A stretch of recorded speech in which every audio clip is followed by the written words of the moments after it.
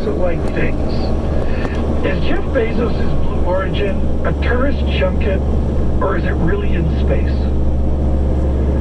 Well, it's a good question. At this point, you could easily say it's a tourist junket with a marketing PR machine attached to it, with some celebrity guests going into space, suborbital space.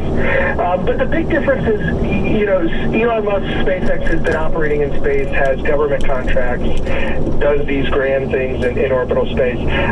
Jeff Bezos wants to go there. He's got a big rocket under development, and, he says he's going to get to the same place at some point.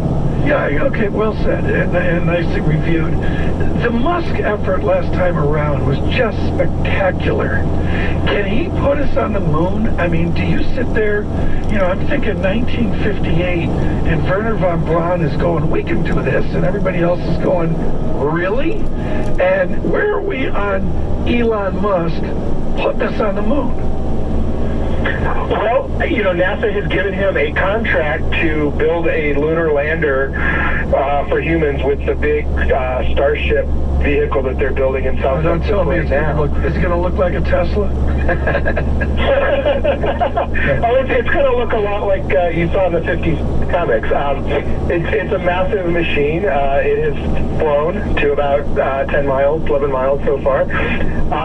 So yeah, I mean, it's really kind of dumb to bet against Elon Musk when he has the money and the engineering talent behind an idea, and the physics line up, and NASA's vision lines up. So yeah, you can expect that at some point it will happen. The question is how many years will that be? Paul, anecdotal story. I never do this, folks, but you're going to hear it now.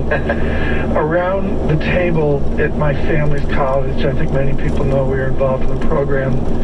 After the third Jack Daniels, the raging debate was how deep was the dust on the moon. Yep. They were petrified that the big pads on the LAM module would get stuck in the dust. Yep, that was genuine fear. Yep, of course. I'm sorry to interrupt. Yeah. So it's interesting, Justin. I'm not really sure what the Jeff Bezos space strategy is. Is it simply travel? Are there other commercial issues he's trying to develop here? What is his grand strategy for Blue Origin?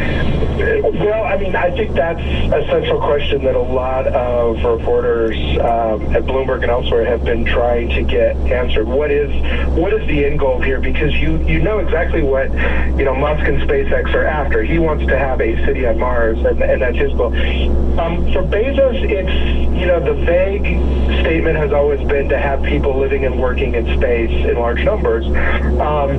But beyond that statement, what does that mean practically? And what is the pace after, more than 20 years of work?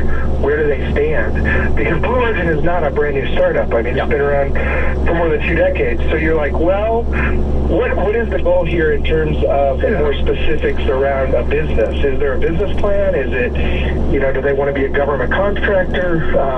What is their goal? And I think that's what a lot of people would really like to know.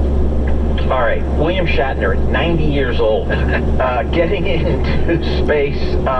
There's so many ways to look at this, but is it what it seems to be, which is, hey, it's getting our attention. It's helping to, just kind of market this whole thing.